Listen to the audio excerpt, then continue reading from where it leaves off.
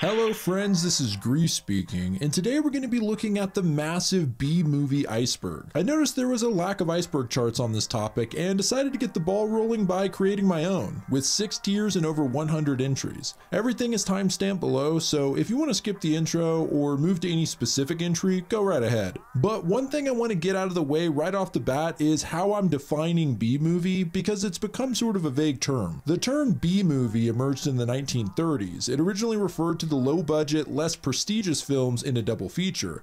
At the time, movie theaters often showed 2 movies for the price of one: an A movie, which had bigger stars, higher production values, and larger budgets, and a B movie, which was cheaper to produce and shorter in duration. A lot of times these B movies were made using leftover sets, film, and even actors from the bigger productions. Over time, the double feature model faded away, but B movies have lived on, and the term evolved. Some people use it based on budget and production quality, while others use it simply as a description for bad movies. The problem is that not all bad movies have a low budget, and not all low budget movies are bad. So I've accepted the fact that B-movie has become more of a style and vibe rather than a strict definition. As always, there's plenty of room for new entries, and with such an all-encompassing subject, this could easily be a much larger iceberg with room for more videos in the future. I put a lot of work into this iceberg. It might even be the most work I've put into a single video on my channel, other than maybe the found footage iceberg. So thank you all for watching, and if you want to support the channel, consider joining the Patreon, where you'll get a shout out at the end of every video as well as bonus content. Well, I think that's enough preamble from me, so let's just get right into the berg.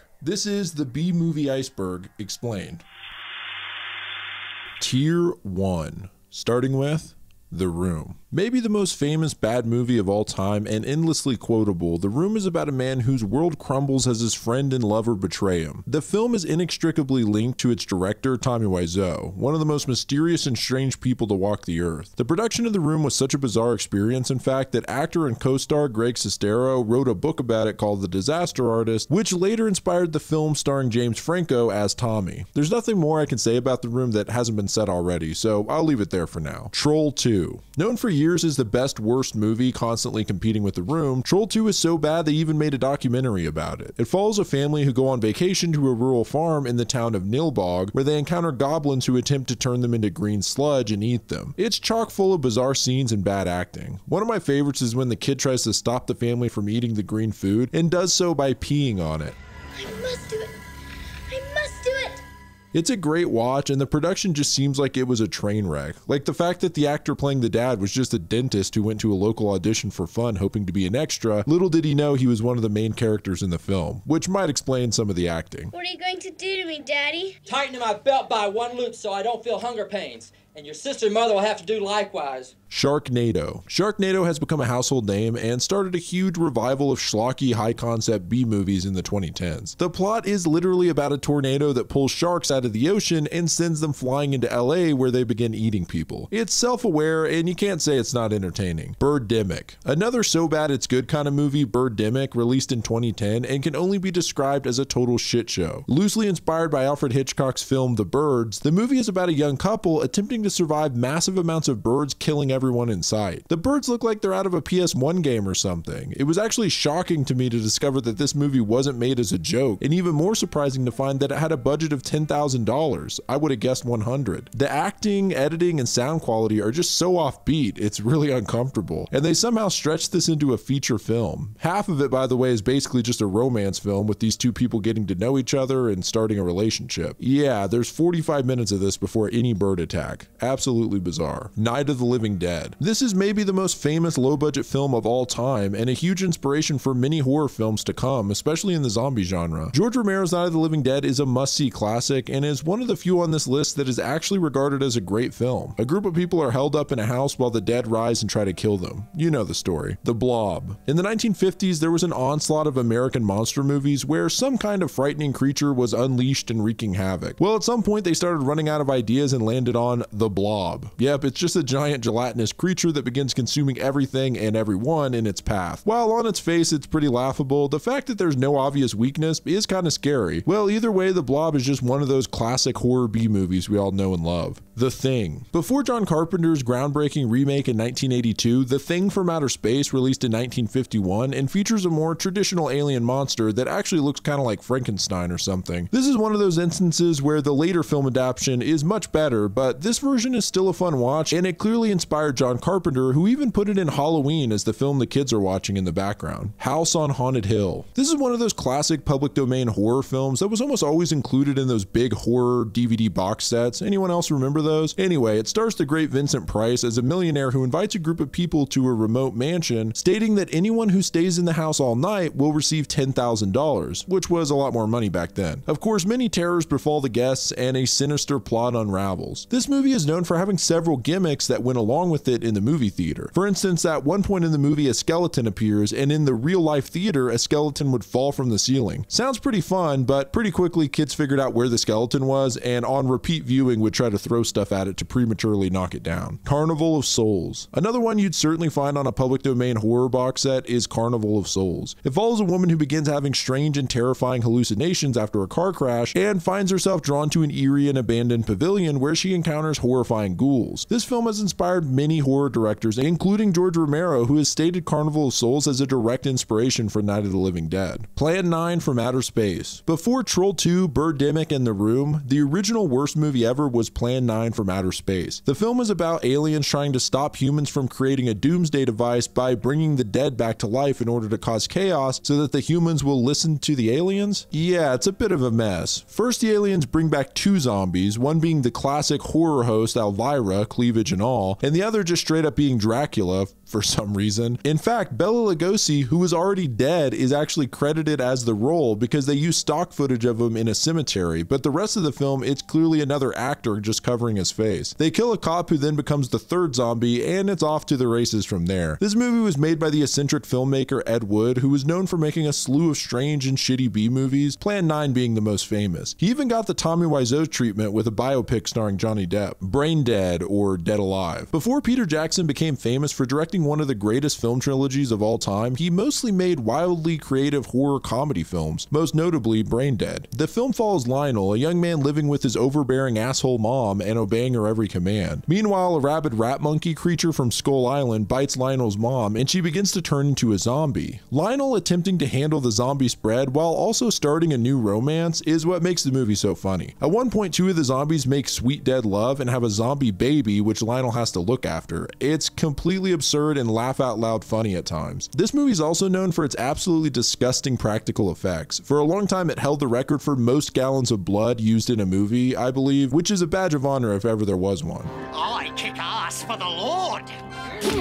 Killer Klowns from Outer Space. Exactly what the title suggests, killer clowns arrive on a big top-shaped spaceship and begin terrorizing a small town. It's an over-the-top family fun romp and an all-time cult classic. In fact, there's even a new video game coming out based on it in June. Rocky Horror Picture Show. I wasn't sure whether to include this one because it may be a little outside the B-movie description, but when I think of schlocky cult classics, Rocky Horror comes to mind. I think that's because the stage play and film were heavily inspired by B-horror movies. Anyway, you know the drill on this one. Dr. Frankenfurter, an alien transvestite from the planet Transsexual in the galaxy of Transylvania, seduces a young couple who are seeking help after their car breaks down. All told in musical numbers. You know, that old story. House. House is a really strange J-horror comedy movie from 1977. Essentially, a high school girl called Gorgeous goes to stay with her aunt and brings some school friends with her. Turns out the house is haunted and the friends are all slowly killed off. Although that quick summary makes this sound like a huge cliche, the movie is very original, mostly because of its bizarre effects, crazy cool music, and comedic moments woven in. There are some disturbing scenes like a girl getting her fingers bitten off by the piano, a bodiless floating head, and killer mattresses. In the present day, it comes off more funny than it does scary, but if you're in the right mindset, the trippy nature of the movie can give you the creeps, and even if you're not scared, you can't say you're not entertained. The Evil Dead. This one kind of goes without saying. Evil Dead is one of the most iconic low-budget horror films of all time about a group of young people who stay in a cabin in the woods and accidentally summon an evil presence. Obviously, this spawned an entire franchise including 2 sequels and a TV show, but it all started with a few friends with no budget going out to the woods to actually film at an old cabin. Tier 2. starting with Kung Pao Enter the Fist. I originally was going to make this specifically a horror iceberg, but I left it more open just so I can include entries like this. Kung Pao is one of those movies people either love or hate. Essentially, the director and star, Steve Odekirk, took a martial arts movie from 1976, The Savage Killers, and used the footage combined with his own to splice together a hilarious parody film filled with tons of great gags, most notably the intentionally poor dubbing job and insane fight scenes. I implore you to reconsider.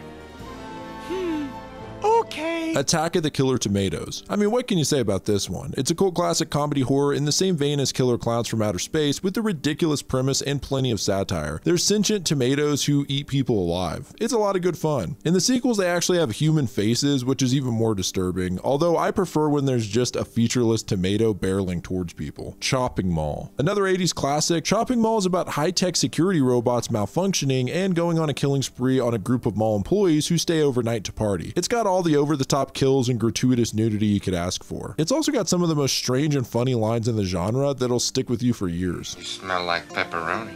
Wait a minute. What? I like pepperoni.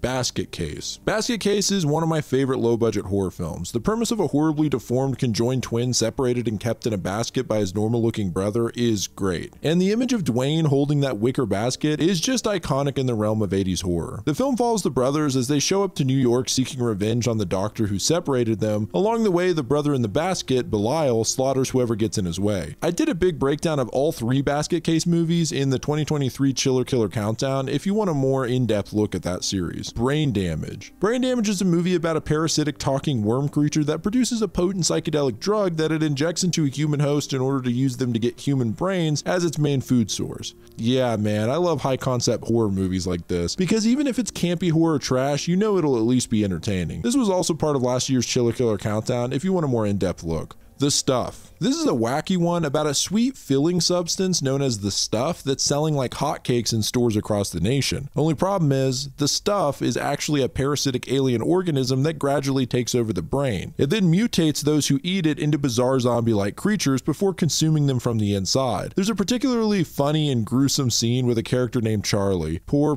Charlie. Samurai Cop. Samurai Cop is yet another contender for Best Worst Movie. When a Japanese gang called the Katana take control of the drug trade in Los Angeles, the LAPD bring in the only man who can help, Joe Marshall, Samurai Cop. The movie released in 1991, but became a cult hit years later when it was memed to death on the internet thanks to the goofy concept, hilariously bad dialogue, and underwhelming action. The production of this movie was pretty crazy. The film was shot without any permits in LA, with a lot of the dialogue and scenes being made up on the spot, including the fight scenes, which were sometimes choreographed 15 minutes before shooting. It sounds chaotic, but thank God, because it led to this absolute work of art. Just exactly what would interest you? Something the size of a jumbo jet?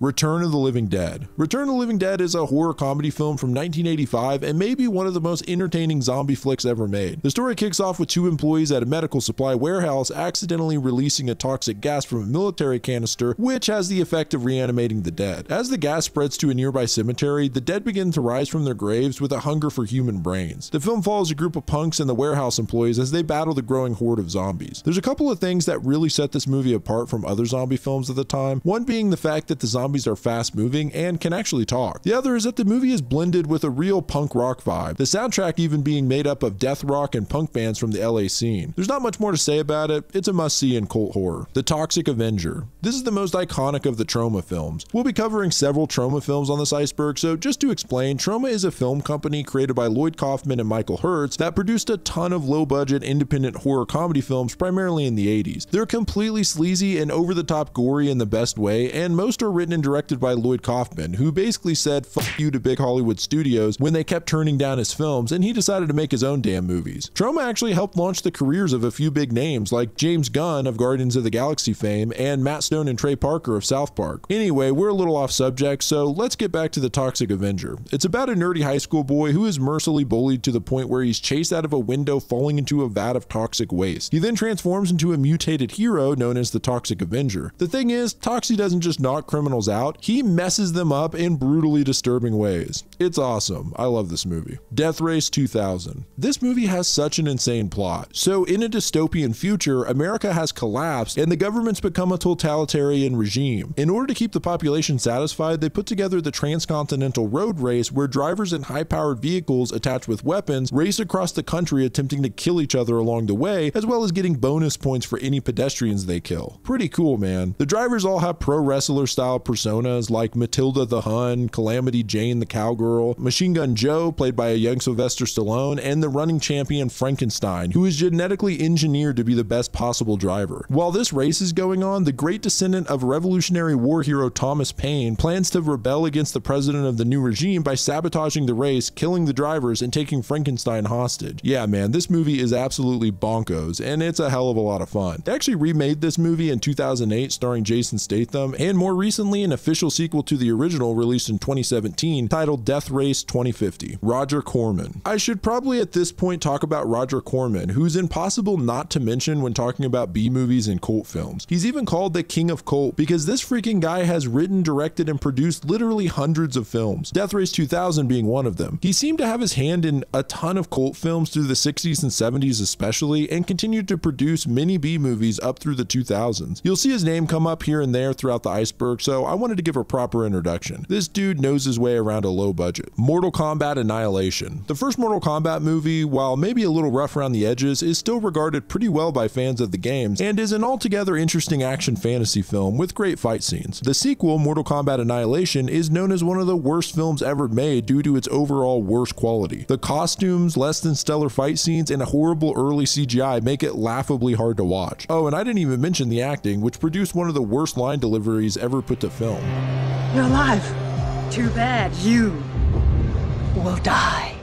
Piranha. Piranha was one of the first films to try and piggyback off the success of Jaws. It's about genetically altered piranha that were developed as a weapon for the Vietnam War. The piranha somehow or another escape into a river resort and begin eating the local population. It's mostly just people flailing in the water as blood pools around them, but there are a couple of not so great effect shots of mutilated bodies that are kind of fun. They Live. This is one of those movies where even if you haven't seen it, you've probably heard it referenced in some way, as it's one of those iconic films. It's about an unnamed drifter, played by Roddy Piper, who finds special sunglasses that allow him to see the world as it truly is. Namely, that many of the ruling class are actually alien overlords disguised as humans and using subliminal messaging to conform people to the consumer-based status quo. It's a great concept and campy in the best ways, including the classic line that has been quoted for years. I have come here to chew bubblegum and kick ass, and I'm all out of bubblegum. Mac and Me. Mac and Me is one of those movies when someone first explains it to you, it just sounds made up. It's basically a ripoff of E.T. that was also partially funded by and essentially a giant advertisement for McDonald's. The plot is basically the same as E.T. A boy finds a mysterious alien creature, aka Mac, who has been separated from his family. Some of the attention this film has gotten over the years is actually due to none other than Paul Rudd. Basically, every time Paul Rudd would go on Conan O'Brien's show to promote a film, instead of playing a clip from the movie he was promoting, he would instead play this famous clip for Mac and Me. It's a great gag and it works well because the scene is funny every time. As I mentioned, the movie has a lot of not so subtle product placement by McDonald's, including a fully choreographed McDonald's dance scene involving Ronald McDonald, and the fact that Mac seems to be a direct reference to McDonald's Big Mac. Masters of the Universe. Masters of the Universe was a sort of live action adaptation of the TV show with Dolph Lundgren as He-Man, and also I believe Courtney Cox's first big role in a feature film. If you like that classic 80s fantasy film vibe, this one ticks most of the boxes. Poultrygeist. Poultrygeist is another one from TROMA. The whole premise of this film is that a new fast food restaurant has opened up on an ancient tribal burial ground, and now the chicken is coming back from the dead and turning people into chicken zombies. It's truly insane and pretty hilarious with a ton of messed up gore. There's just a ton of crazy stuff going on here. I know it's fattening, but I love the skin.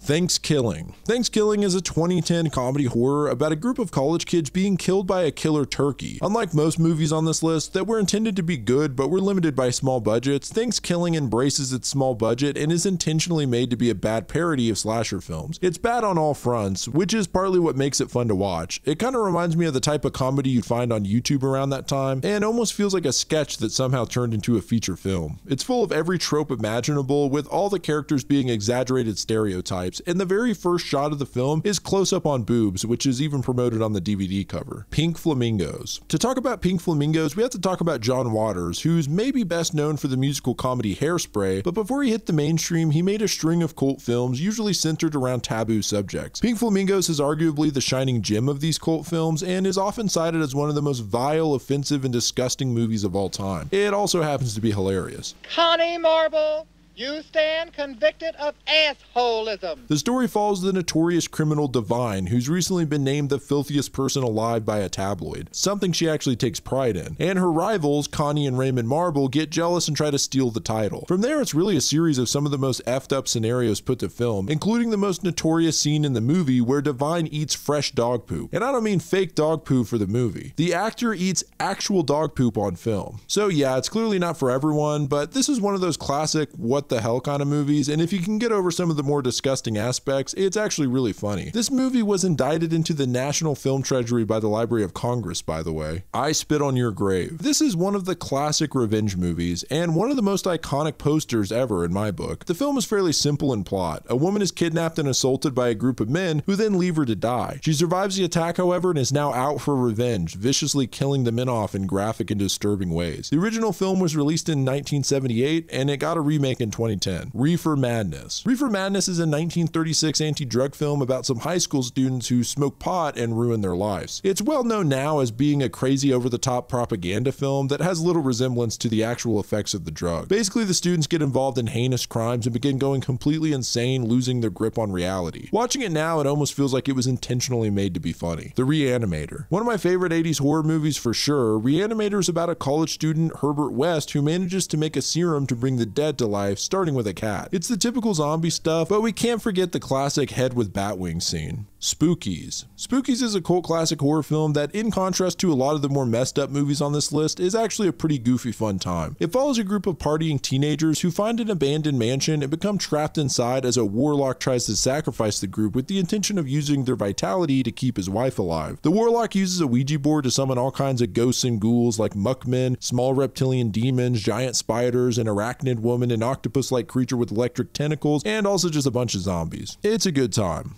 The Giant Claw. The Giant Claw released in 1957 and is based around a giant bird that begins attacking aircraft and eventually New York City. It doesn't seem all that notable amongst the many other 50s monster movies except for one fatal flaw. The bird itself is considered one of the worst puppets ever put to film. Instead of a menacing creature, it comes off completely goofy, which is what made this film legendary. It's funny to think that if the effects were better, this might have just slipped away into mediocrity, but because it was so bad, it's now a name worth noting. Hard Ticket to Hawaii. Hell yeah, Hard Ticket to Hawaii. Palm trees, white sands, busty babes, and bazookas, am I right? I'm ashamed to say I didn't know about this one before putting together this iceberg, but man, I was missing out because this has got to be one of the most entertaining low-budget action films I've ever seen. It's about two drug enforcement agents, Donna and Taryn, and their struggle against a drug kingpin who's moved their drug operation to Hawaii. It honestly feels like it could be a TROMA film because the absurd action seems intentionally funny. Clips from this movie made the rounds on early YouTube, like the Razor Frisbee scene,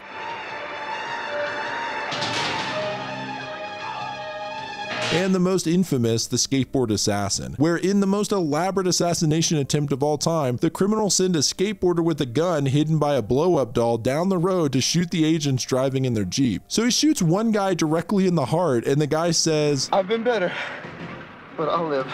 Now that's funny. Well, to get revenge, they chase the skateboarder down, hit him with the Jeep, which sends him flying into the air, where they subsequently shoot him with the bazooka. Now that is cinema. Hercules in New York. Hercules in New York is probably best known as Arnold Schwarzenegger's first acting role. He plays Hercules, who gets bored living with the gods and asks his father if he can go check out Earth, so eventually Zeus sends him. Most of the movie after that is Hercules goofing around New York while Zeus sends other gods to try and retrieve him. Originally, Arnold's English wasn't great and he was dubbed over, but once he became more well known as an action star, the film was re-released with his original voice. As bad as they thought his original voice was, the dub over is 10 times worse because it just doesn't fit him at all and adds an extra layer of cheese to an already cheesy movie. I am tired of the same old faces, the same old things. I'm tired of the same old faces, the same old things. Okay, moving into tier 3, starting with Frankenhooker. We talked about Basket Case and Brain Damage, which were both written and directed by Frank Henenlotter. Well, Frankenhooker is probably his most comedic on its face. It's about a scientist whose girlfriend, Elizabeth, dies in an unfortunate lawnmower accident. He then puts a plan together to bring Elizabeth back to life by attaching her head to a body composed of the body parts of multiple prostitutes. Once Elizabeth comes back to life, she can't help but act out the former lives of the prostitutes and begins searching for clientele, and can only speak in stereotypical phrases. Want a date?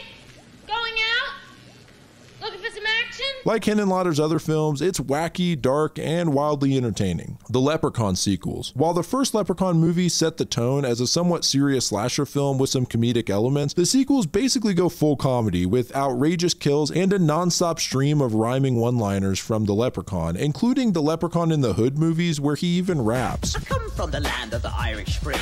Dublin's the place where I learned my thing from The Gingerdead Man. The Gingerdead Man is a bizarre comedy horror movie about a serial killer who's cremated and his ashes are mixed into a gingerbread mix by a witch, infusing his soul into a gingerbread man, which then goes on a killing spree. Also, the Gingerdead Man is played by Gary Busey, so there's that. The Evil Bong. The Evil Bong is about some college roommates who come into possession of a magic bong that traps the souls of its users into the bong world where they eventually die. As more souls are sucked into the bong, her power increases. This spawned a handful of sequels, including the long-awaited crossover Gingerdead Man vs. the Evil Bong. Faster Pussycat Kill Kill. Definitely one of the craziest titles on the iceberg for sure. Faster Pussycat Kill Kill is about 3 go-go dancers who embark on a spree of kidnapping and murder in the California desert. It's really a wild movie full of car races, fight scenes, and cleavage. It's worth noting that this film was very influential and considered ahead of its time, releasing in 1965. The movie is directly referenced in Quentin Tarantino's Death Proof, and you can see the inspiration it had on his work. Class of Nuke 'Em High. Another TROMA film here. Class of Nuke 'Em High is about an accident at a nuclear power facility and its effects on the students of a nearby high school. One couple smoke some radioactive pot and have sex, leading to the girl getting pregnant with some kind of strange creature that pokes out of her belly button, and the guy has some strange side effects. There's a ton of gross out scenes of people dying in gruesome ways, but what would you expect from a film like this? Alone in the Dark.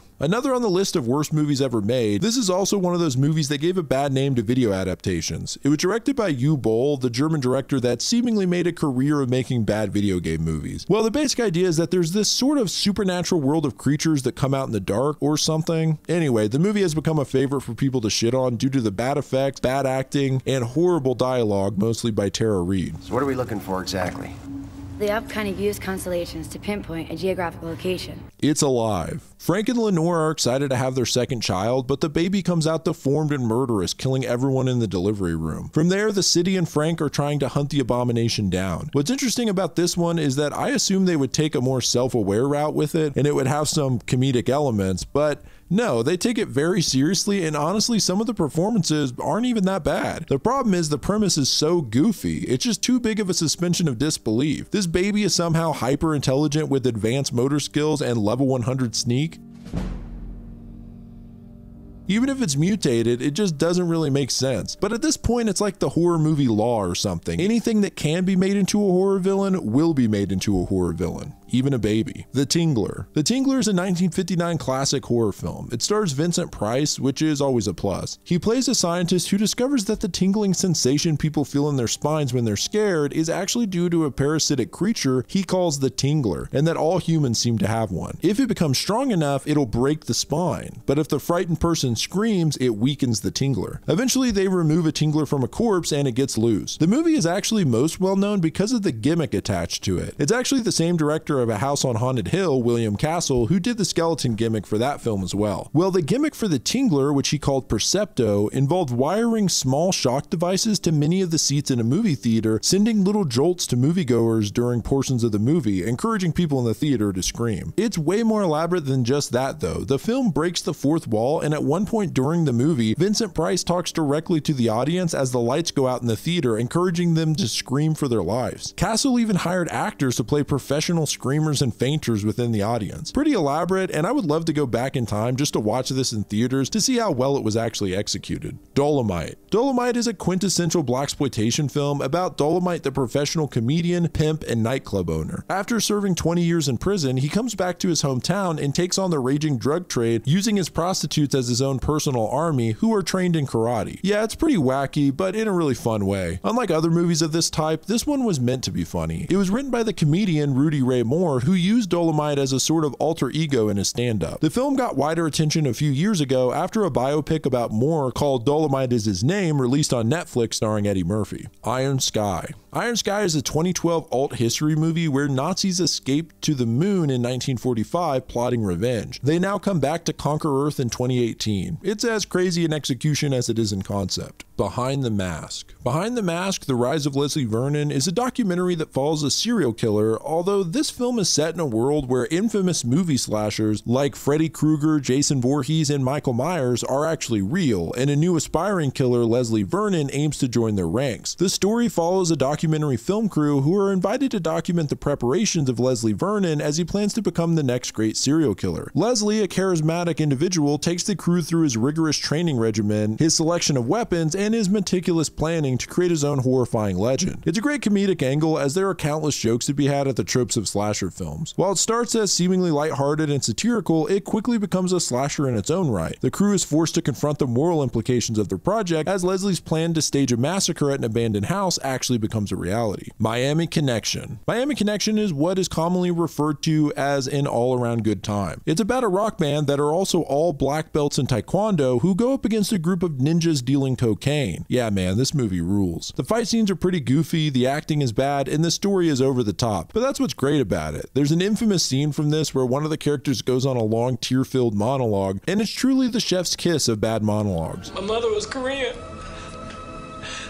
and my father was Black American.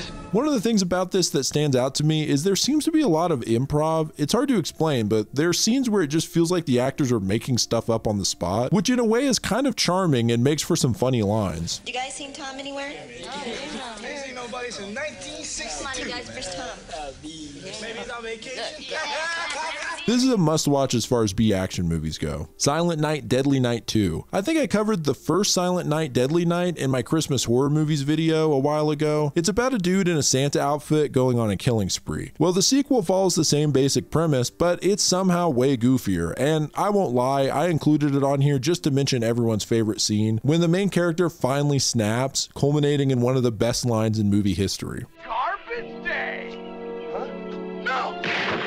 Food Fight. Food Fight is a poorly made CGI kids movie that's just a complete mess from start to finish. Although the movie released in 2012, it was conceived back in 1997, and apparently in 2002, the hard drives containing the film's assets were stolen in what the director called an act of industrial espionage. A little dramatic, but after this, the movie went through a sort of production hell for 10 years, and we ended up with this. Weirdly enough, they did get a few big names attached to the movie. Charlie Sheen, Hilary Duff, Wayne Brady, Eva Longoria, and Christopher Lloyd all did voice acting, which makes the whole thing a little more bizarre. You know what? I haven't even mentioned this story yet. Maybe because it's hard to explain, but the film takes place in a supermarket, and I guess the different mascots for various food products have their own world they live in, but there's never really a crossover between the real world and the weird food city world. I don't know. Well, Charlie Sheen's character, Dex, the dog investigator, and the other product mascots have to face off against Brand X, basically an evil brand that's invading the supermarket. It's all over the place, and I have to say it's kind of remarkable that they got the rights to use all these mascots, including the California Raisins and Mr. Clean. Black Samurai. This is a 70s blaxploitation martial arts movie about Robert Sand, an agent of Dragon, which stands for Defense Reserve Agency Guardian of Nations. Wow, they must have spent all of 10 minutes coming up with that. Anyway, he's tasked with saving the kidnapped daughter of an Eastern ambassador who also happens to be his girlfriend. It's mostly just over-the-top fight scenes and kung fu action. In fact, the protagonist is really just a secret agent who knows martial arts, so I don't even really get the samurai part other than it sounds cool. Zombie 2. Sometimes known as Zombie, aka Zombie Flesh Eaters, this is an Italian zombie flick set on a Caribbean island where voodoo magic is bringing the dead back to life. After a scientist goes missing on the island, his daughter puts a crew together to go investigate what happened. From there, it's some classic undead fun, and I will say this movie is genuinely pretty well executed considering the low budget. It's a little cheesy at times, but some of the kills are pretty insane, like a girl getting her eye gouged out by a chunk of wood in graphic detail. There's also a scene where a zombie fights a shark, a real shark. I don't know why this is even in the movie other than we've never really seen it before or since. There's a lot of confusion over the title of this movie. Basically, George Romero's Dawn of the Dead was re-edited and re-released in Europe as Zombie, and this movie was written as a sequel to that film. But when it was released in America, they had to change the name to Zombie Flesh Eaters because no one knew what the hell zombie was. So it's one of those international title blunders that were rampant in the 80s and 90s. Anyway, as far as zombie movies go, this one's not bad. Maniac. Maniac is one of the better low-budget slashers on the iceberg. It follows Frank, a psychologically disturbed man who was heavily abused by his prostitute mother when he was a boy. He now kills women, primarily prostitutes, scalps them, and then puts their clothes and scalps onto mannequins, which he keeps in his apartment. It's obviously very disturbing, especially for the time, and has some really gruesome kills. Deathbed, the bed that eats. This is more of a comedic entry. The title explains it well, but this is a cult classic movie about a bed that eats people. Okay, maybe a little more explanation is required here. Basically, in the late 1800s, a demon summons a bed in order to make love to a woman, and she dies during the act, so the demon in despair cries tears of blood that falls on the bed, bringing it to life. Yeah, so it's a bed that eats people. C.H.U.D. C.H.U.D, which stands for Cannibalistic Humanoid Underground Dwellers, is about creatures that live in the sewers but begin coming out to eat humans. It's a fun creature feature with some cool effects and kills. It's also one of John Goodman's first films. Thumb Wars. We talked about Kung Pao, the feature film of Steve Odekirk earlier, but he also had a few different independent projects. One was making a series of parody films using only thumbs and green screen effects. The most standout, mostly for nostalgia purposes, is Thumb Wars, which released in 1999. It's a Star Wars parody, but made up completely using thumb puppets. I rewatched it for the first time in years, and I have to say, it actually holds up remarkably well. I have to give props to Odekirk for doing all of these on his own back when these sort of effects weren't so easy to access. Night of the Demons. Night of the Demons is an 80s horror where a group of teens head to an abandoned mansion to party on Halloween. Of course, the house is haunted and evil spirits begin to possess and torment the teens. It was clearly heavily inspired by The Evil Dead, almost to the point of being a ripoff. It's constantly using that classic POV cam of an entity speeding through the house, and the possessed teens look a lot like Deadites. Anyway, this one's a little more goofy in many regards, including weird dialogue like this. Wow, but this is boobies, sis. If you keep on going, you'll have to hire someone just to tie your shoes.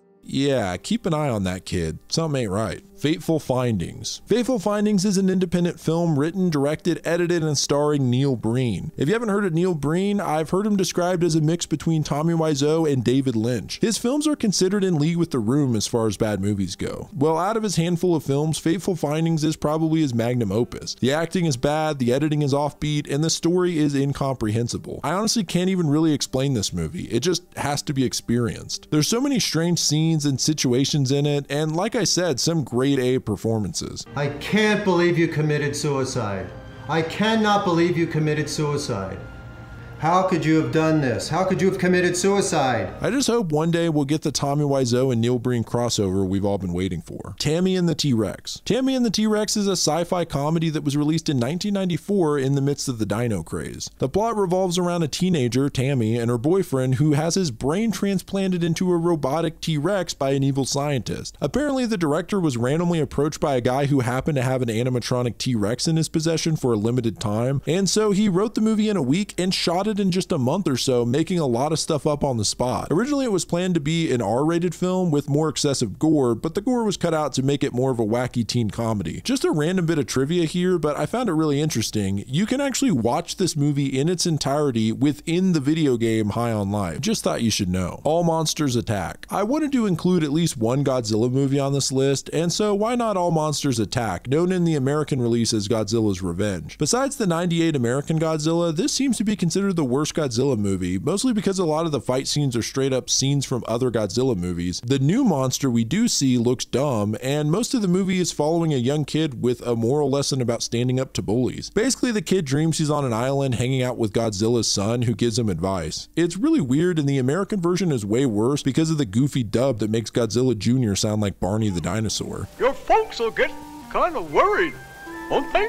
Cool Cat Saves the Kids. Another contender for worst movie ever made, Cool Cat Saves the Kids is a bizarre independent kids movie about a guy in a furry costume helping kids stop bullying. It became a laughingstock on the internet for a while, mostly after Your Movie Sucks made a video about it. In fact, there's a bit of controversy over this because Derek Savage, the creator of Cool Cat, I guess couldn't handle anyone making fun of it and put a copyright strike on YMS as well as taking the videos down. This was around the time on YouTube when this sort of thing was happening a lot because of the ease in which people could make claims and led to a lot of controversy surrounding fair use. Derek Savage himself made a video attempting to defend himself over the claims, but was clearly fairly ignorant on the matter of fair use, and this led to him being even more of the internet's whipping boy. This was all like 8 years ago, of course, and there have been several more Cool Cat movies since. Prophecy. Prophecy is an environmental monster movie from 1979. It follows an environmental agent who discovers the waste from a paper mill has polluted the local area with some unknown chemical to mutate the wildlife, most notably a giant bear that's on the loose and killing people. The movie is a little slow moving, but worth it for the mutated bear scenes because it looks really cool despite its movements being a little wonky. X, The Man with X-Ray Eyes. One of the many movies directed by Roger Corman, this movie follows a scientist who intends to create a way to improve vision using himself as a test subject. He puts the formula into his eyes and quickly finds that he can now see through solid material. At first this is fairly benign. He begins seeing through people's clothes, which must have been pretty risque in 1963. Anyway, this X-ray vision continues to escalate and he accidentally murders someone, forcing him to go on the run working in a carnival as a mind reader. His vision worsens and becomes more and more uncontrollable, making him miserable as he can't even stop by closing his eyes because he can see through his eyelids. Eventually his eyes become black and he starts seeing deep into the center of the universe. It actually kind of takes a cosmic horror turn here at the end, and some of the words the guy mutters are absolutely chilling. And in the center of the universe, the eye that sees us all. Sorority Babes and the Slimeball Bowl-o-Rama. This is a weird-ass movie if you couldn't tell from the title. Basically, some frat guys are trying to spy on some sorority girls, but get caught, so they, along with the sorority pledges, get sent to a local bowling alley to steal a trophy. They accidentally break the trophy, and an evil imp appears that says he'll grant their wishes. Of course, this is a monkey's paw kind of tale, and the wishes end up backfiring in different ways. Along the way, there's sex, violence, bad jokes, and sorority babe catfights. What more could you ask for? Love on a Leash. This feels more like an SNL parody than a real film, but I can attest this is a real hour-and-a-half long movie about a woman who falls in love with her dog. She finds the dog basically homeless and takes him in, but it's discovered later that he turns into a human man each night, and from there a whirlwind romance ensues. Just the premise is kind of unsettling, but the movie itself feels like a home video most of the time. It's really bad, but unfortunately not as entertaining as Birdemic or Fateful Findings. Cyborg. Okay, I never knew about this one till now. Cyborg is labeled as a martial arts cyberpunk film. It stars Jean-Claude Van Damme and takes place in a dystopian future where a plague wipes out most of humanity and a small group of scientists are trying to find a cure. So a woman named Pearl becomes a cyborg and volunteers to get some data they need in New York, but is hunted by a gang of pirates. Luckily, a mercenary, played by Jean-Claude Van Damme, protects her and all kinds of zany action ensues. I'm not gonna lie, I think this movie is kinda rad. The fight scenes are fun, the set design's cool, I like the sci-fi elements, and some of the effects are pretty good.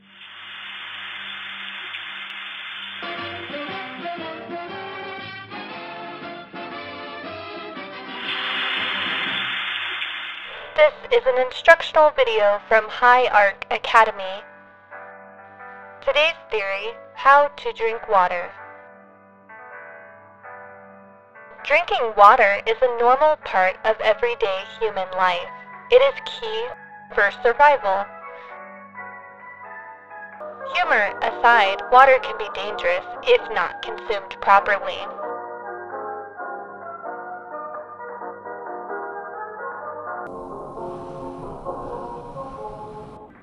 Let's start. Grab a glass, cup, or mug. Fill the cup full of pure drinking water. Have a seat and remain calm. Bring the glass to your lips and begin consumption of the water. Be sure to stay composed and finish the glass. Finish the glass. You're thirsty. Finish the glass. Finish the glass. Aren't you refreshed and feeling normal? Congratulations, water!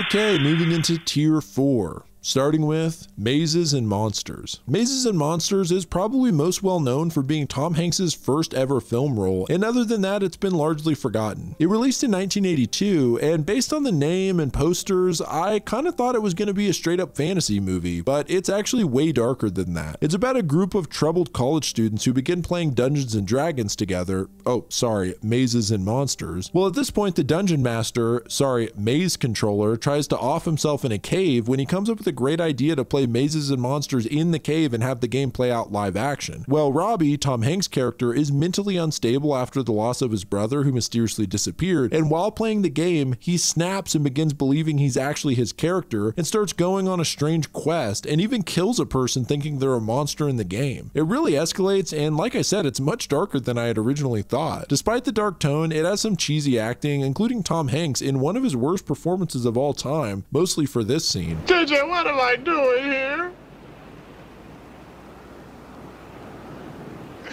Kate, why can't I remember? Dead Heat. Dead Heat follows a pair of cops who are investigating a strange series of robberies. The criminals seem to be zombies. Yeah, so a secret lab has found a way to reanimate the dead and are using them to commit crimes. Well, one of the cops gets killed, but his partner uses the machine to successfully bring him back to life. So now the duo, one dead and one alive, must get to the bottom of the crimes while facing off with undead thugs. King Kong Lives. King Kong Lives was made as the follow-up to the 1976 King Kong. It actually wasn't until recently I even knew about the 76 movie, but I was surprised to find it was pretty decent. King Kong Lives isn't bad either, but it's much cheesier, mostly because it was released 10 years later, so it's much harder to forgive some of the effects. Plus, you don't have a young charismatic Jeff Bridges. So the idea here is that King Kong, after falling from the World Trade Center in the first movie, actually survived somehow and was in a coma for 10 years before finally awakening to wreak more havoc. While at this point the monkey suit does look kinda cheesy, some of the effects of King Kong being shot look pretty cool and might be some of the bloodiest scenes in any King Kong movie. King Kong Escapes. Completely unrelated to the last King Kong movie I mentioned, King Kong Escapes is technically the 4th movie in the original King Kong series, and this one was produced by Toho, so it has that Japanese kaiju flair. The main standout in this movie is that Kong faces off against Mecha Kong. They both look like total goobers, but whatever, it's fun to watch. Hobgoblins. Hobgoblins is an obvious Gremlins ripoff from 1988. Basically, the Hobgoblins get loose from an old film studio and start killing people. The strange twist that separates it from Gremlins is that the Hobgoblins can read minds and find out what your deepest desires are and make them happen before killing you. I don't know, it makes no sense, but it does have some pretty funny scenes in it with a lot of dumb jokes. Robot Monster. Robot Monster is known for having one of the dumbest looking movie monsters, essentially a fat ape with an astronaut helmet on. Basically, these space creatures known as Ro-Man begin taking over Earth by killing everybody except one family because a scientist has made them immune to the Ro-Man's death ray. So from here, the family faces off against the creature. Shark Attack 3. Shark Attack is a shitty shark movie that somehow got 2 direct-to-DVD sequels, including Shark Attack 3 Megalodon, which somehow is the most famous one for being insanely bad, mostly due to the effects of people being eaten by the shark itself, and the fact that it actually features John Barrowman of Doctor Who and Torchwood fame. This is before he made it big and took the role because he needed the money. The most infamous scene from this movie is actually an ad-lib line by Barrowman. You know, I'm really wired. What do you say I take you home and eat your...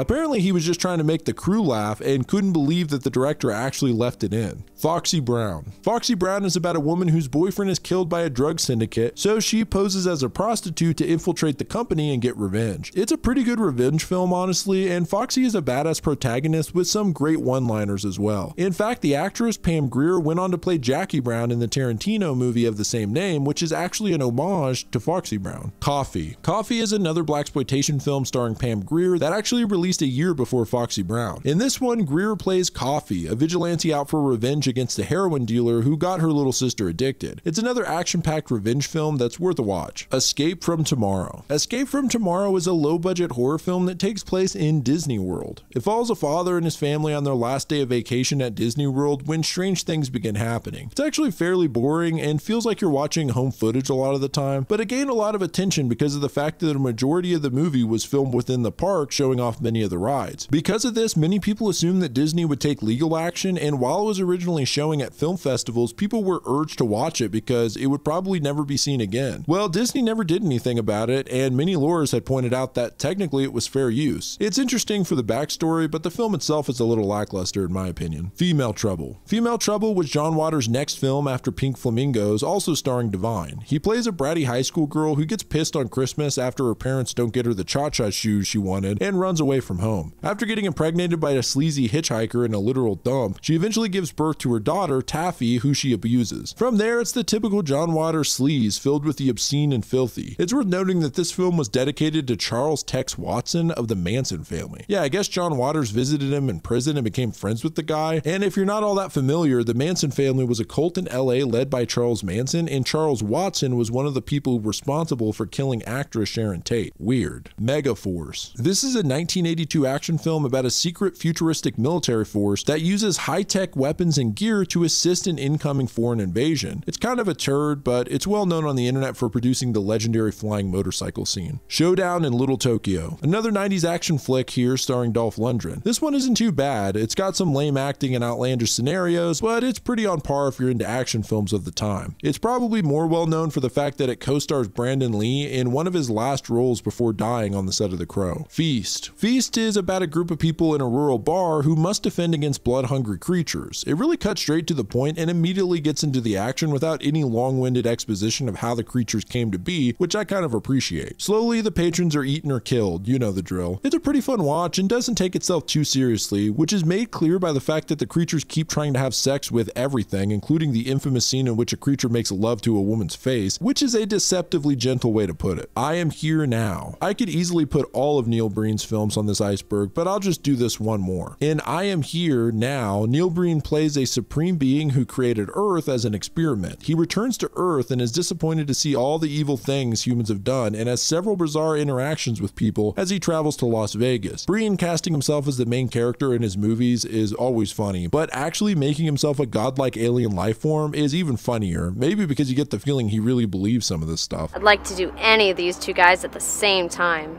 Hell yeah! You're the Hunter from the Future. This one's really weird. Basically, a caveman and his girlfriend are trying to survive in a primitive prehistoric world. They eventually find that this isn't a primitive world at all, and that in fact, it's the future. Basically, the world ends due to a nuclear holocaust, but a few people survived, including Yor's parents. So now there's this evil overlord who is using future technology to enslave the cave people. It's very bizarre and pretty cheesy. I don't hate the twist, and the future past crossover is kind of a cool setting though. The Big Doll House. It's about a group of women held in a tropical prison and their eventual escape and revenge. I guess women in prison was such a common type of exploitation film that it's actually a subgenre. Pam Grier plays one of the women, and we seem to be going backward through her acting career as this was released in 1971, right before Coffee the next year. Meet the Feebles. We talked about Braindead, Peter Jackson's cult favorite, a couple of years ago, but I had to throw in Meet the Feebles because it's probably his most bizarre film of all, often described as the Muppets on crack. It follows the cast and crew of a puppet variety hour and all the horrible things they're involved in, including drugs, disease, robbery, murder, and sex. The star of the show, Heidi, is a hippo with massive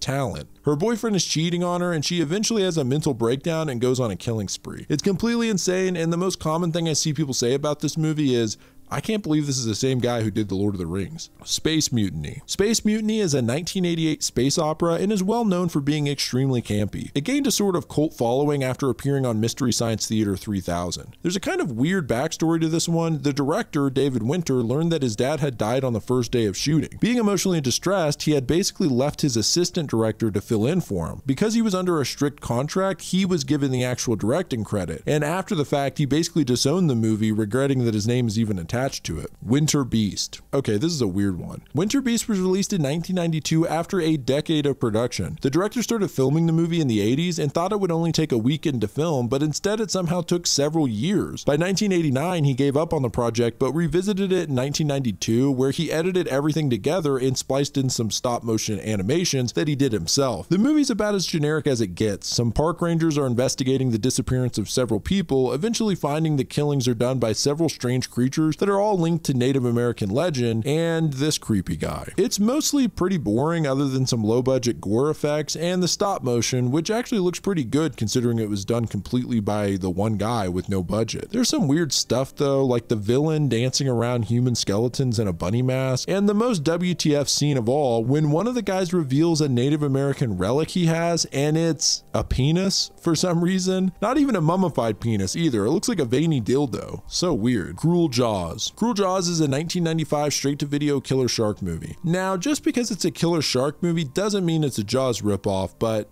this one is a Jaws ripoff. The plot is very similar as a shark begins killing a few Florida residents at a beach, and the mayor, upon finding out about it, refuses to shut things down because of a big water sports festival coming up. It was even marketed in most places outside America as Jaws 5. It's nothing too special though, and doesn't even have the so bad it's good shark kills like Shark Attack 3. The Hottie and The Nottie. Okay, I had to add this because for whatever reason I've randomly encountered this movie out in the wilds of the internet multiple times. Or more specifically, I've seen the poster, and it just seems like a practical joke or something. Look, I'm actually a sucker for kinda bad early 2000s comedies. Employee of the Month, Deuce Bigalow, and the American Pie franchise are some of my not so guilty pleasures. But I'm sad to say the Hottie and the Nottie starring Paris Hilton never popped up on my radar. The idea is that this guy has had a crush on the same girl since he was in grade school and reconnects with her. Only problem is she won't date anyone until her best friend has found a partner as well, and she's absolutely hideous. It's just so over the top, the makeup they put on the ugly girl, and it's got every cliche of raunchy 2000s movies. The hotter guy as competition, the funny best friend, and some gross out moments, of course. Nate, good news! I just lost my toenail. Yeah, I think I'm gonna barf after that one. Anyway, this is some bottom of the barrel entertainment, but after seeing the poster and title, you should know what you're getting yourself into. Moving into tier 5, starting with Faust, Love of the Damned. This was in that time period where we were getting a lot of R-rated movie adaptations of dark comic books like The Crow and Spawn. Yeah, demonic anti-heroes mutilating criminals to heavy metal music. Older brothers everywhere love this shit. Well, Faust is about a dude who sells his soul to a mysterious man named M to gain demonic powers so he can avenge the death of his girlfriend, but he's now used as a slave to M doing his bidding. People either love or hate this movie depending on who you ask. There's a lot about the movie that feels very 2000.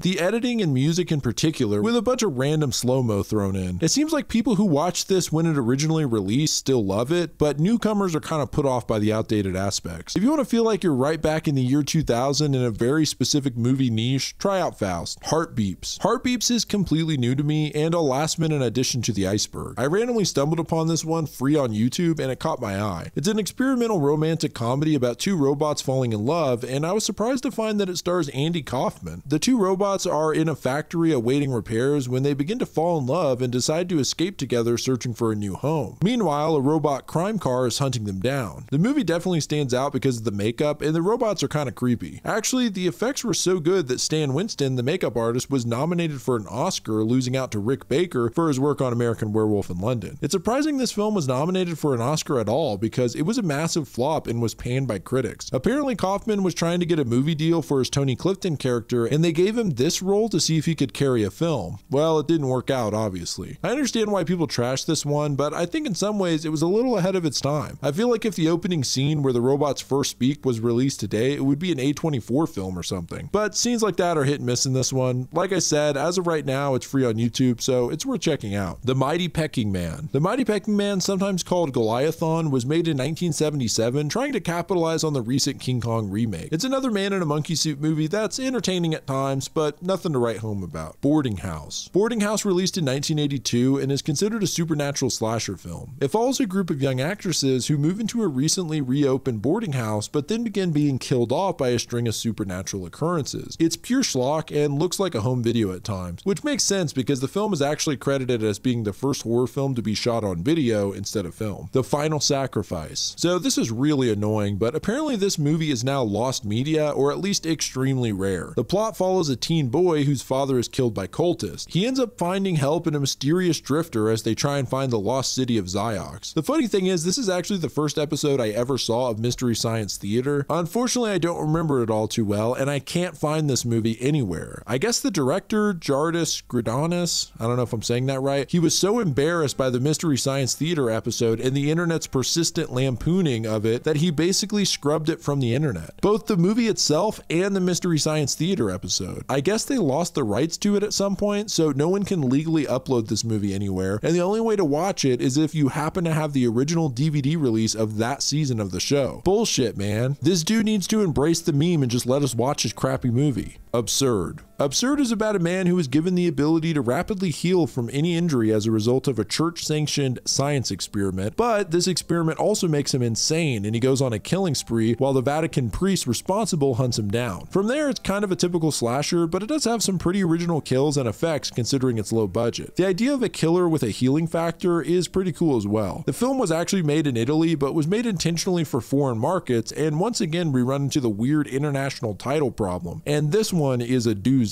This movie has been known in different regions as Absurd, Anthropophagus 2, Zombie 6 Monster Hunter, Horrible, and The Grim Reaper 2. I mean, what the hell are we doing here? Feeders. Feeders is an alien invasion horror film that was made using a camcorder on a budget of $500. It kind of feels like some kind of high school film project, but I have to say it's pretty entertaining. It follows two guys traveling through Pennsylvania on a road trip when they encounter little alien creatures that are here to feast on humans. Apparently the creators, Mark and John Polonia, somehow made a deal to have the film distributed at Blockbuster, and it ended up being one of the most rented independent films that year, leading to a Christmas-themed sequel in '98 and even a third entry that released in 2022. The Polonia brothers started making a slew of low-budget films after the success of Feeders, and I could probably make a whole video just on these guys. Frozen Scream. Frozen Scream is a 1981 horror about two scientists who are trying to unlock the secrets of immortality when they accidentally create zombies that must be kept at cold temperatures to function. It's worth noting this movie started production in 1975 before being shelved for 6 years until the film was finished in '81 and later released to home video in 1983. FDR American Badass. FDR American Badass is a historically accurate biopic about Franklin Roosevelt with a deep look into some of the lesser known facts about the president, like how he added machine guns and rocket launchers to his wheelchair and contracted polio from a werewolf before finding out that werewolves were actually controlling the Axis powers, so now FDR has to wipe them out. Honestly, I went in wanting to hate this movie, but what can I say? It's pretty funny in a stupid way. Vixen. This is a 1968 sexploitation film and the very first film to be rated X by the newly formed ratings board. I'm not sure what to say about this one. It's basically a soft-core adult movie. It follows a man and his wife who live in a Canadian wilderness resort, but the wife is basically a nympho and will literally have sex with anyone she can get her hands on, including a married couple and her own brother. Yeah, what the hell? The messed up thing is the only person she won't bang is her brother's friend because he's black. Something that's weirdly addressed in the film's trailer, which is actually hilarious and just feels like a parody.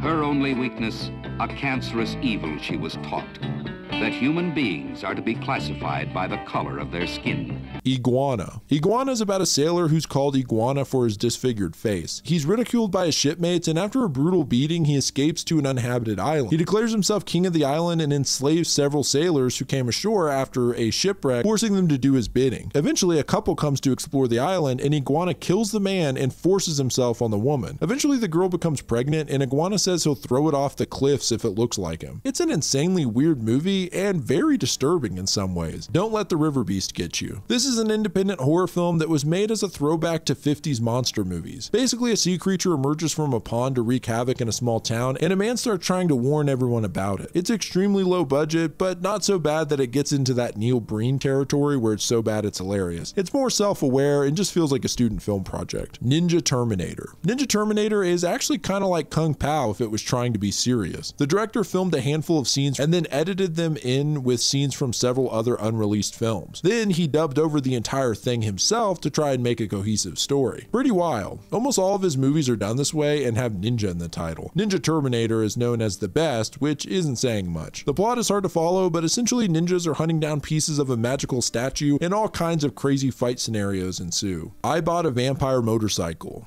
This movie feels like it should have come out earlier than it did in 1990. It's about a motorcycle that's inhabited by an evil spirit during a satanic ritual. The motorcycle then goes on a killing spree. It's an outrageous concept, but it's aware of how silly it is, which makes it a fun watch. What's most notable to me about this movie isn't actually the vampire motorcycle, but an insane dream sequence where a dude's turd comes to life and starts talking to him before jumping in his mouth. Now that's disgusting and hilarious. Dinosaur Island. This is some classic B-movie sleaze, combining the strengths of dinosaurs and boobs and somehow forming a movie around it. This came out in 1994 and was made to capitalize off the success of Jurassic Park and the dinosaur craze. Some army men crash land on a mysterious island full of hot babes. Only problem is it's also filled with dinosaurs. The woman tribe is forced to leave sacrifices to the Great One, which is basically a T-Rex. They soon believe the soldiers to be gods and enlist their help in defeating the Great One. The film wasn't made by Roger Corman himself. He basically asked another director, Jim Wynorski, to make it. The effects are pretty bad for 1994, add in some hilariously bad dialogue, and you got an entertaining B-movie mess. This is just a side tangent, but in all of these movies that are prehistoric or post-apocalyptic, why do all the women have perfectly curled hair and makeup? They're using spears and loincloths, but I guess they're advanced in the ways of eyeliner and skincare. Laser Mission. Another pre-Crow Brandon Lee action movie, Laser Mission, or Soldier of Fortune, released in '89, and it's a pretty standard action film. Brandon Lee plays a mercenary who's hired to rescue a captured scientist in order to prevent a nuclear weapon from being created. It's nothing too exceptional, the dialogue is cheesy, and the action is subpar at times, but the soundtrack is pretty killer. Santo and the Blue Demon versus the Monsters. Little bit of backstory here, El Santo, aka the Saint, is probably the most famous luchador of all time. Not only was he the most famous Mexican wrestler for many years, but he starred in over 50 Mexican films over his career, becoming a straight up folk legend and symbol of justice in Mexico. Blue Demon often appeared alongside Santo in these films and is a legendary luchador in his own right. Well, the Santo movies began taking a more supernatural tone and gravitated toward horror, fighting such foes as the vampire women, zombies, Dracula, Frankenstein, and I think at one point Santo and Blue Demon actually go to hell. Yeah man, these guys are badass. Well, Santo and Blue Demon eventually face off against all the classic monsters in one movie, Santo and Blue Demon versus the Monsters. I have to say I didn't expect it to be so entertaining. It's low budget cheese, but an absolute joy to watch as these guys straight up wrestle the monsters. There's all kinds of weird sets and makeup effects. It's all in all a good time, and I'm excited to watch more of the El Santo movies. Dr. Goldfoot and the Bikini Machine. I'm a Vincent Price fan, but I'm sad to say this one slipped under my radar. I guess because I'm usually concentrated on horror, but Dr. Goldfoot is about a mad scientist played by Price who creates hot robot babes made to seduce wealthy men and steal their money. It's chock full of gags and is clearly a parody of some of the recent Bond films of the time. It's pretty low budget, but works with what it's got, and if you're in the mood for a 60s comedy, this is a nice hidden gem. Future War. Future War is about a future race of cyborgs who travel to the past to kidnap humans and make them slaves, as well as abducting dinosaurs from the prehistoric times and training them as trackers that hunt and kill escapees. The story follows an escaped slave from the future who lands in 1990s Los Angeles and must try and evade the cyborgs and dinosaurs. While the concept is kind of cool in a dumb way, it's executed really poorly. The movie feels like it should have come out in 1982, not 1997. The only saving grace is that the runaway is played by Daniel Bernhardt, a renowned martial artist, so we get some cool fight scenes. Unfortunately, they are affected by the low-grade filmmaking. Time Chasers. Another bad time travel movie, Time Chasers released in 1994 and is about a pilot, Nick, who discovers how to travel through time using a Commodore 64 and his airplane. He contacts a large tech company, GenCorp, hoping they'll fund his research, but they end up taking advantage of the time travel and ruining the future. From there, Nick must try and stop GenCorp and reverse the damage done by the company to save the future. Part of why this movie is made fun of so much is the actual settings. The future in particular, which is in 1941, doesn't look very different at all other than some weird fashion choices. It's the opposite of the scene in Back to the Future where Marty McFly steps into a futuristic hill valley and everything's advanced. Here, I wouldn't have even noticed it was supposed to be the future other than a kid talking on a cell phone. And when they return back to the apocalyptic future, there's just some trash lying around to signify the dystopia. Anyway, it's pretty underwhelming for a time travel movie. Double Trouble. David and Peter Paul were bodybuilding wrestlers, actors, and twins. They starred in a few movies through the 90s, including Double Trouble, which honestly on paper is not that different from a lot of 90s action movies. It's about a cop and his criminal twin brother who have to team up against a criminal organization even though they don't get along. Yeah, it's cliche as hell, and the real thing that makes this movie a stinker is the acting. The delivery on some of these lines is just hilarious. That's what separates us humans from the rest of you in the animal kingdom. Shout out to the Paul brothers though, because they had the balls to actually show up to the Razzies when they were nominated for Worst New Stars, the first to ever actually show up. Razzies, by the way, is short for the Golden Raspberry Awards, which is sort of like the opposite of the Oscars, where things are nominated for being bad. Unfortunately, David Paul passed away a couple years ago at age 62. Merlin's Shop of Mystical Wonders. Merlin's Shop of Mystical Wonders is an anthology movie about a couple of weird run-ins with a shop ran by the actual Merlin. The movie is set up as a grandpa telling his grandson the two stories. You know, that old gimmick. The first story is about a couple who want to have a baby but can't conceive. They end up visiting the store, and the husband gets a hold of Merlin's book of spells. He begins testing the spells out and is blown away by the effects. As he continues using the book, he begins aging rapidly as they drain his life force. Eventually an old man, he begins to concoct a rejuvenation potion, but he messes it up and ends up regressing back into a baby. The wife then decides to race her husband as she finally has the baby she's been wanting. You know, if it wasn't executed so poorly, I kind of like that ending. The second story is about a boy who gets a cymbal banging monkey from Merlin's shop. Problem is, whenever the monkey bangs its cymbal, someone dies. The interesting thing about this story is that it was actually an entire R-rated film called The Devil's Gift. The director of both films, Kenneth J. Burton, re-edited The Devil's Gift to be less violent and put it into Merlin's Shop of Mystical Gifts. Even weirder, The Devil's Gift and subsequently Merlin's Shop were accused of plagiarism because it's actually the same premise as the Stephen King short story called The Monkey. Anyway, this one seemed like it could be fun if you were a 90s kid and it was one of the only VHS movies you had lying around, but now I'm not sure it's worth it. Tier 6, starting with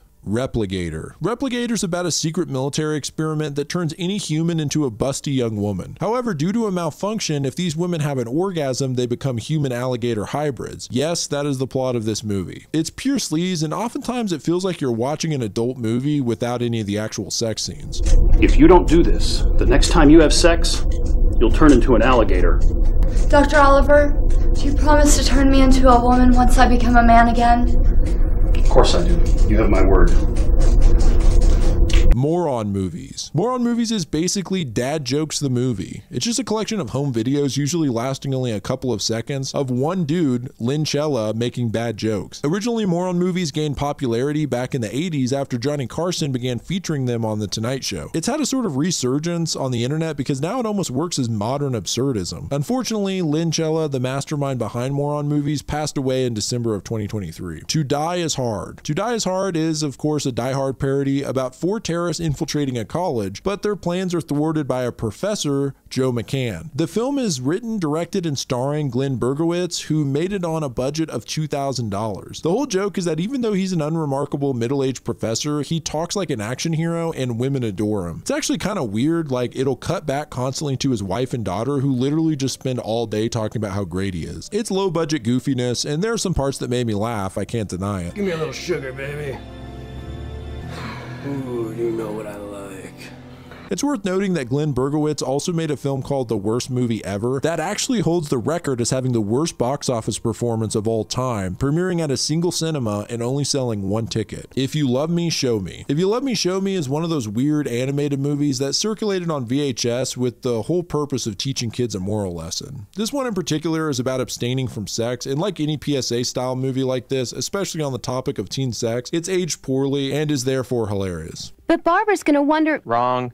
She said to have fun and stay out all night if we want to. The Granny. Well, we've seen a killer baby, why not go to the other side of a lifespan with a killer granny? The Granny's about a family who wants their grandma dead so they can get the insurance. Well, the granny gets a potion from a priest to prolong her life, but it has some side effects, mostly making her into a demonic vampire-like creature. So now she goes on a killing spree, taking out her family members. I guess at the time this movie faced criticism and was on the news for making kids actually afraid of their grandmas, which is kind of funny. The Rollerblade 7. This is a really weird martial arts movie that honestly I'm gonna have trouble trying to explain, mostly because the movie feels like it was completely improvised. Well, I guess that's because it kind of was. The writer and star Scott Shaw called this the first example of Zen filmmaking, a new cinematic style in which no scripts are used and you just shoot what feels right. Well, I guess they were feeling a lot of fucking drugs because this thing is wonky. The basic idea is that it's a post-apocalyptic world ruled by a dark entity. Hawk, the protagonist, has his sister kidnapped and must get her back from what's known as the Wheel Zone, where everyone summer when he either skates or rollerblades. Along the way, he gains unusual allies to fight off gangs on his way to his sister. It's so weird, man, and the editing is just all over the place. Things is another one of those early shot-on-video movies that somehow got into circulation via VHS. The story, as far as I can tell, is that a couple, Doug and Susan, are having trouble conceiving and use some experimental drugs from a doctor to help things along. Well, the woman does get pregnant with some horrible monsters that escape her wound and go on the attack. Well, Doug's brother Don and his friend Fred show up to party, and now it's a fight to the death against the creatures. It really feels like a cross between a low-budget horror film and a weird home video, with creature props that look like they came from Spirit Halloween, but I commend the effort for working with what they had available. The best part of Things is the acting, which is so offbeat that it comes off hilarious at times, especially when the doctor shows up to figure out what's going on.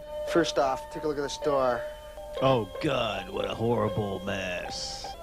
That's human blood, all right. Redneck Zombies. After swilling some toxic moonshine, a group of rednecks turn into flesh-eating, bloodthirsty kinfolk from hell. This is another TROMA movie, and it's exactly as described, a group of redneck zombies terrorizing some city slickers. For the incredibly low budget, it's actually got some fun gore effects, and I just like the constant country stereotypes. Plus, the trailer for this one is just classic. Haunted Ween. Not gonna lie, that is probably the dumbest horror movie name I've ever heard. Well, Haunted Ween is about a little boy who kills a girl at his family's haunted house attraction. 20 years later, some frat dudes decide to reopen the haunted house to raise money on Halloween, and the kid is now an adult and comes back to terrorize the partygoers. It's clearly inspired by Halloween a bit, and it's not the most original plot, but there are some charming moments, like a group of kids cheering on the murderer to kill a guy because they think it's all fake. Bible Man. Okay, technically Bible Man is not a movie, it's a series, but I just had to include it because it fits so well. So Bible Man is a weird Christian direct-to-video series about a superhero, Bible Man, facing off against sin and standing up for good moral values. Bible Man is clearly most inspired by Batman, and even has a classic suiting up sequence where he wears the armor of God, consisting of the waist belt of truth, the breastplate of righteousness, the shield of faith, and the helmet of salvation. Oh, and the shoes of peace? It's as hokey as you'd expect, but was surprisingly popular starting in the mid-90s and continuing through the 2000s. Even now there's a Bible Man animated show. There's been several iterations of Bible Man, and the lore goes deep. Originally, Bible Man was a sinful businessman who gave himself over to the Lord, but he eventually passes on his powers to a worthy successor. Yeah, I love that there's this intricate of a backstory. Anyway, bad jokes, bad acting, and cheesy moral dilemmas make this actually pretty entertaining to watch. Plus, Bible Man has a freaking lightsaber, which is rad. I've still got my fingers crossed that Bible Man will appear as the next Mortal Kombat DLC character. Well, there you have it, the B-Movie Iceberg. I hoped it was informative and entertaining. Let me know in the comments what B-movies you think should be on the list, and if you want to support the channel, consider joining the Patreon. I've been doing a series on there called Research Notes, where I talk about the behind the scenes of making the videos, as well as interesting tidbits that didn't make it in. Speaking of Patreon, shout out to my patrons, Naomi Romero, Soma, Krusty the Crab, One Group, Laz Wishgender, Glimmering Haster, Hunter Piva, Heather M, Creepypasta Cube, A Slightly Bigger Ant, Ricky Shadow, Chase Middleton, Matt Rozak, Glenn Bridges, and Steamboat Millie. You guys are awesome, thank you so much for the support, and thanks to everyone for watching. This is Grief speaking. Goodbye, friends.